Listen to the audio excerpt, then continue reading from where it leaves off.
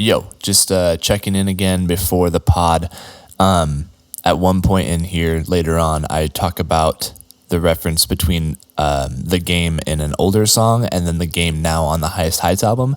I believe some of those lyrics I'm talking about are coming from Gotta Get It as the older song. Just so you know. So keep a lookout for that. Thanks again for listening. Enjoy. Expecting something more than I can give. I'm a normal human. I know what emotions feel like. Although sometimes I'm numb so I can continue to live. I'm not famous, no. I'm not famous. Sometimes it feels like it though. I'm not famous, no. I'm not famous. Sometimes I do wonder what it's like though. Yo. How's everybody feeling? I am feeling pretty good myself. Hope everyone out there is doing well. Welcome back to episode 3 now. It's stormy out over here in Utah. I don't know how it is for you guys wherever you're listening at, but we got a winter storm warning coming through, so we're supposed to get a ton of snow tonight, but we'll see what happens. Anyways, this time I wanted to I was getting some advice from wifey about getting a little more in depth about some stuff and maybe kind of sound like I was repeating some stuff, so I want to switch that up and get into like way back in the beginning and my inspirations and what started music for me, more specifically, and my first music I got and the depth of my music that some of y'all may not hear and stuff.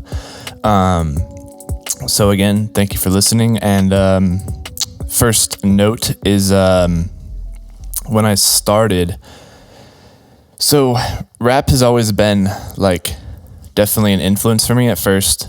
All the music I heard was like Christian contemporary. My dad is actually a pastor, and so that was the influence I had, was just a ton of your classic Christian contemporary music, all those hits. I remember my mom having like this little MP3 player, and I'd listen to stuff she had on there, like just way back when I didn't have any tech myself as a kid, you know. And then so that carried out for a while, and then back in around 2012, I want to say, is when I started picking up into more rap.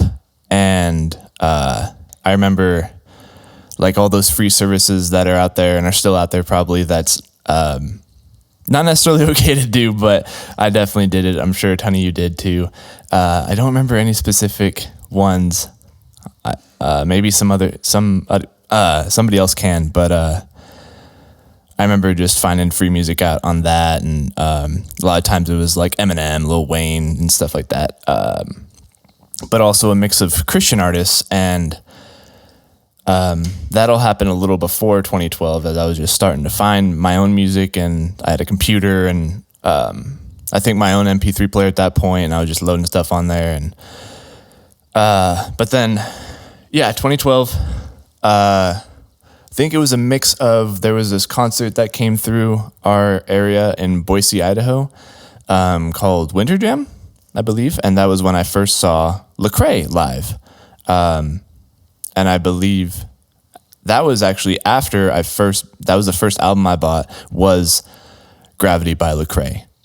I don't know if I bought the deluxe or the standard or both, but one of those I had bought, and that was my first ever rap album that I had bought, and I was playing that thing back to back. Of course, it was the only rap I had, like, officially, and I became obsessed with that and just started listening more and more to rap, and at that point, it was all CHH artists, Christian hip-hop, a little bit of secular, just because culture, and that's also what I saw pop up, and that's what was big, and so of course I'd hear that, but a lot of Christian rap. I was actually just the other day at work going back to some oldie, I wouldn't say oldie, but some older hits that I would listen to throughout high school and probably even middle school and stuff back in the early 2010s. Yeah. And like, so of course Lecrae, then there's Andy Mineo, Lauren, that's a name that pops up into my head. He's got a song called One Day that that's a bop, that's still a hit this many years later. Bizzle, Thistle, who else? I want to think of Cannon, Derek Minor, Social Club Misfits. There's a ton of even smaller ones that I'd have to go in and find, but yeah, I was listening to all those guys and I was keeping up, and there was this article, this company, not a paper company, but a company that would kind of like report on stuff, all Christian hip hop, and that was like the main source at the time, and still honestly is. It's still a huge deal in the Christian hip hop space, but called Rapzilla, and they would post a bunch of albums themselves and as promotion for that artist, young like up and coming ones. So that's how I'd find like Adrian Stresso, Caleb Mitchell, way back early in their days. Now they're a little bit bigger. Adrian, I actually didn't put stuff out for like a year like I did. I actually just realized it's been like a year and a half. It was a year and a half in between, what was the song? Oh, Execution and Loungin'. Actually, there's a song on YouTube called Views. It's not my best, but that was the first one I put out while out here in Utah. And so, yeah, for me, it was like a year and a half. Anyways, back to my whole Christian rap stuff. Yeah, Caleb Mitchell, Adrian Stresso, back when they were early, and those guys were cool. So yeah, that's what got me like into rap, and then I just went from there.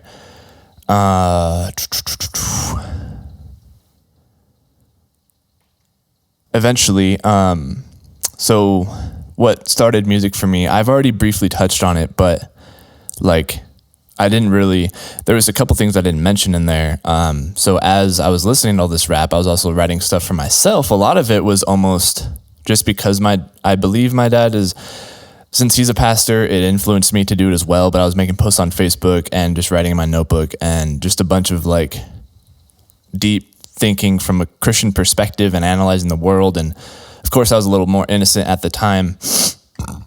Excuse me, that was a burp. I'm sipping on a Arnold Palmer Spiked over here and stuff to kind of ease my nerves this round. Anyways, oh, I just forgot what I was saying. Oh, right. Okay, so I was writing in my notebook, and a lot of it was premature raps, and I wasn't thinking much of it. I was just more of writing rhymes and stuff, along with, the posts on Facebook, and I was even making videos of myself talking on there and stuff. But then so that was the introduction to what I would then later be doing is music, and actually producing it for myself. And so that then trickled into, I got in that relationship, that went south. I needed energy to put into something. I already started before that a little bit, kind of trickled in here and there. But then after that, I needed something to really take up all my energy and, of course, release some frustration. So that's when the producing started, was right around 2018. Maybe a little before that here and there. I'd touch on like some DJ apps and stuff and see what that was about. I had one DJ name actually that I think I put on Sound. It was like DJ Swift or something. It was like this picture of a pug on a skateboard, but I was just trying remixes and stuff for myself. But they weren't even really remixes. It was more of just like a mashup, I'd say, just combining two songs together. But that was my first round of like production, and not having any idea where it was going. It was just something I liked to try and do, and it was fun.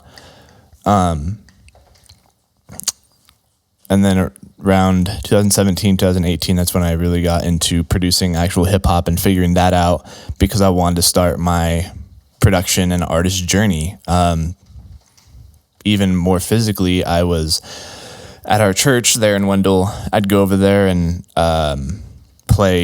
go smack around on the drums and stuff. I remember NFY had just recently come out, and I was learning kind of my own drum pattern to that. Nothing fancy, but there might still be some videos on Instagram of that unless I archived them. But you'd have to scroll way back on my Instagram, and I posted a few. I even played a little bit on the piano and just figuring stuff out. And it was all just internal knowledge and feeling of what sounded right, sounded good, sounded fun. And it was also just a healthy way to release all that. So next, I wanted to dive a little more into my music because I feel there's a depth to it that's maybe being missed. I mean, you can kind of hear it.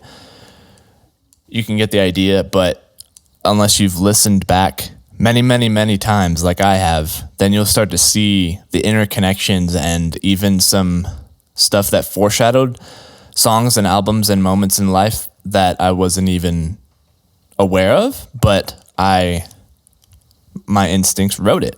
And like one I can think of,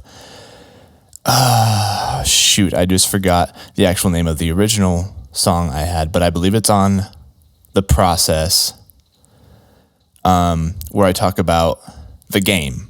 And of course now I have a game, the game song on Highest Heights, but there was a song back on The Process.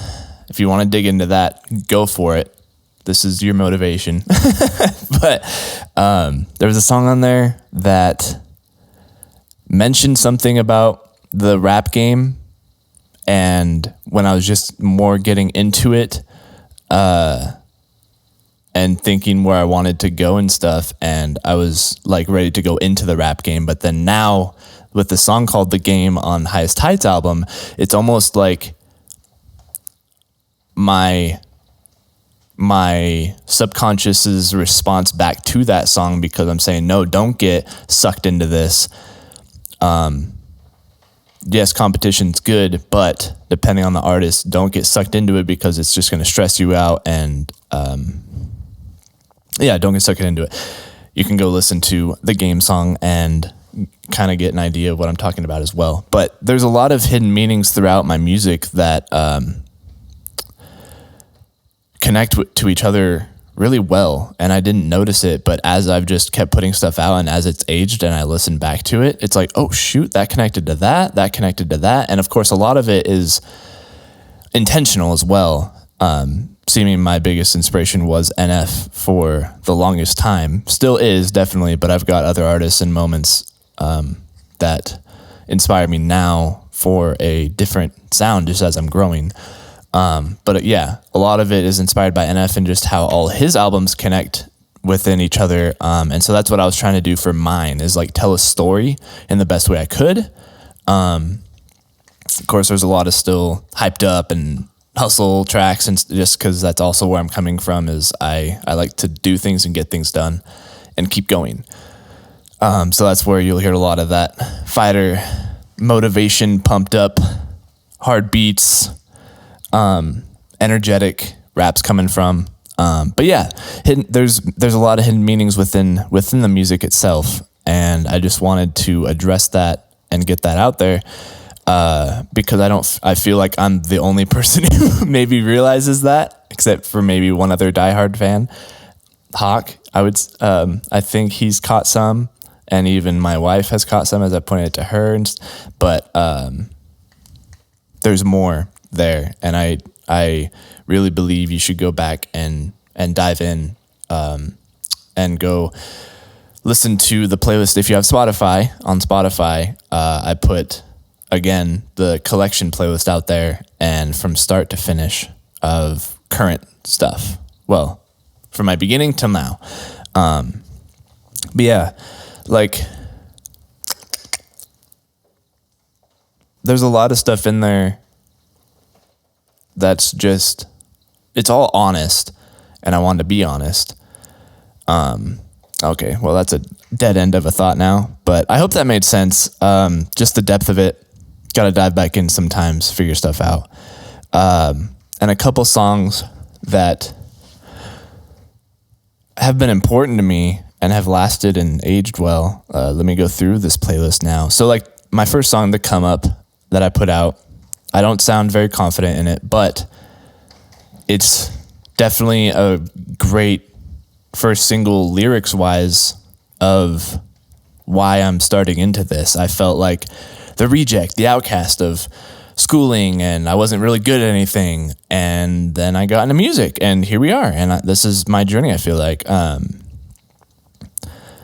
Can't Let This Die. Oh, I feel a burp coming. I apologize for when that does hit, unless it doesn't. Can't Let This Die with my boy Freddie. He's over in the Air Force now, and he's seeing the world, and it's awesome. Love you, bro. But, and he's getting married soon, which I'm the best man of. But we've made a song way back, I believe this is 2018 when I was all putting stuff out. Can't Let This Die. And again, just addressing that I'm starting into this, but I'm not going to let this passion for myself die no matter how hard or weird it gets. Like, I'm just going to let this passion do its thing. Gotta get it, ballin', those are all hype stuff. Bars, another just explanation of myself. Intro, Believe It. Then it gets more in depth through the process, and Save Me From Myself albums, and Glory to God 2, Glory to God 2 is more of a mixtape feeling, and then Highest Heights. But like the process, I was talking about not partying and staying inside and wanting to just do my own thing, along with Dream Chaser, not chasing after these girls. And there was a couple girls that I had on my mind at the time that I was just like, no, I'm not going to be chasing you like this. This game is annoying. That whole dating game. I'd rather do music, produce an album. Life is Changing. That one was one of the ones that like I saw hugely as a foreshadow of like, holy cow, life is changing more than I thought, though. It wasn't really at that time. I thought it kind of was, but now it is. And so listening back again, it's like, oh shoot, okay. Antisocial, Impatient. That's where just feels like a lonely, depressed song, where I have like nobody really around me most days. That's when I was a bachelor, just in my own studio apartment, and I was impatient on stuff and just wanting people, but didn't really feel like anyone was available. Then we got Lies, where that I'm talking about doubt in my head and comparisons, and go back and forth with that character and concept. That was one of my first bigger songs. A lot of people liked that one. But then if you take Lies, I don't need to read off every song here, and then go into, what was it? Lies. And then there was a song where I say, I thought I killed the lies already, but they just continue on attacking. It might be Get Out of My Way on Glory to God 2, but I do refer back to Lies and say that they're still coming in. I haven't fully defeated all that yet. Comparison still exists. And actually, a quote for you: comparison is the thief of joy. And that is very true, because the more you spend comparing yourself, scrolling through socials, oh, their life is so much better than mine, yada, yada, it's just going to tear you way down. That's when I tend to just set the phone away and focus on what's around me, and maybe get something to eat or play a video game or something. But yeah, work on not comparing yourself so much. If you do that, Making My Way, that was kind of like a bonus song I'd made.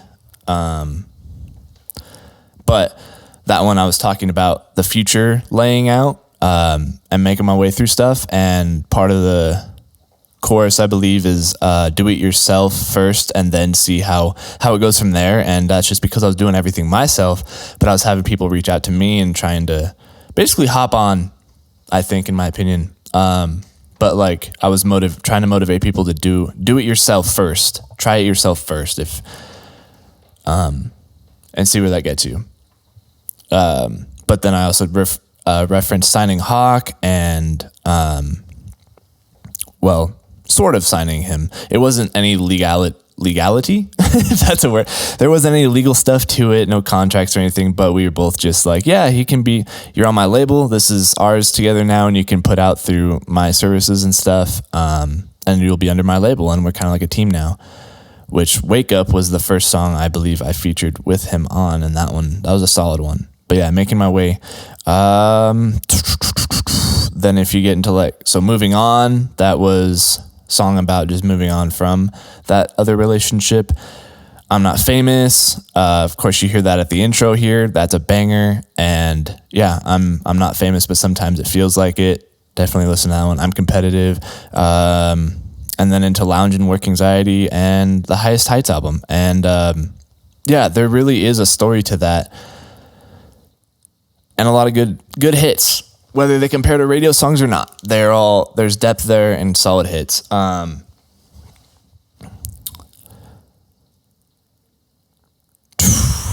Yeah, I hope that made some sense and gave a little more depth here. And I was able to break down some more of my beginning stuff and what all caught my ear when I was getting into this and why I was inspired, because everyone's inspiration is definitely different, and it's fun to hear stories of how people came into this.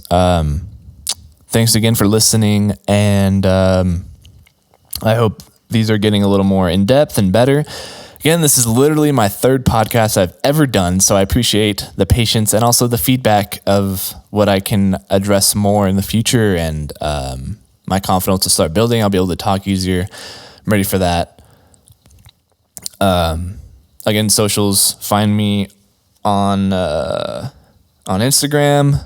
I'm pulling up my little username here because I was Johnny Boy, PROD _ boy is spelled BOI, all lowercase. Find me on there. I post all there all the time, and keep streaming stuff. And I actually just saw the second podcast, the last one I did last week, somehow skyrocketed overnight and went from 3 views to 65 and then now peaked out at 72. So I don't know what happened there. It said it was something with the search algorithm or something, but it kind of popped off for the numbers that normally I've been doing, and especially with a podcast. One guy said WTF is this? And I'm like, okay, obviously, are you not reading the title? You're just out here to hate. I just brushed that off because I don't have time and energy to respond to that stuff. But yeah, that one. So we'll see what happens with this one. And I'll catch y'all on the next time. Later. I'm a normal human. I know what emotions feel like. Although sometimes I'm numb, so I can continue to live. I'm not famous, no. I'm not famous. Sometimes it feels like it though. I'm not famous, no.